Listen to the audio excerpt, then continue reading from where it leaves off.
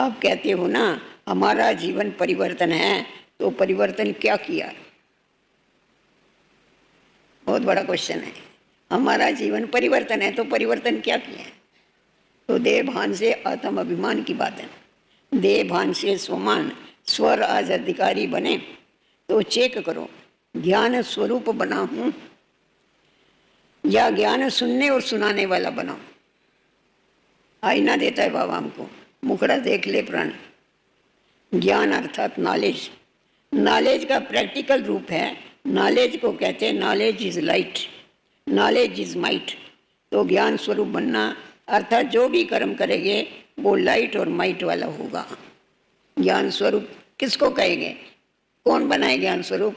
जो हर कर्म उसका लाइट भी होगा और माइट भी होगा, यथार्थ होगा। इसको कहा जाता है ज्ञान स्वरूप बनना। स्वरूप किसको कहा जाता है वो बाबा स्पष्ट कर। ज्ञान सुनाने वाला नहीं, ज्ञान स्वरूप बनना है। योग स्वरूप का अर्थ है कर्म इंद्रियां जीत बनना।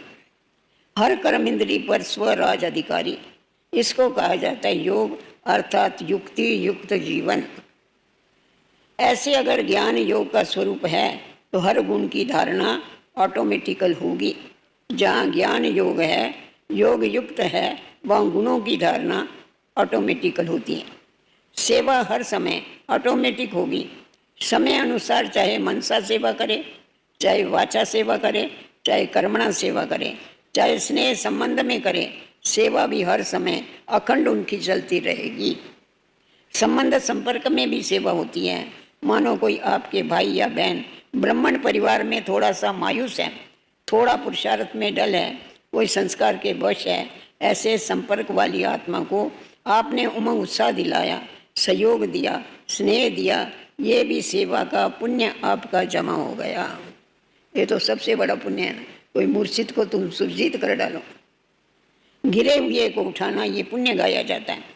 तो संबंध और संपर्क में भी सेवा करना ये सच्चे सेवाधारी का कर्तव्य है। सेवा मिले या सेवा दी जावे तो सेवा होवे, ऐसा नहीं।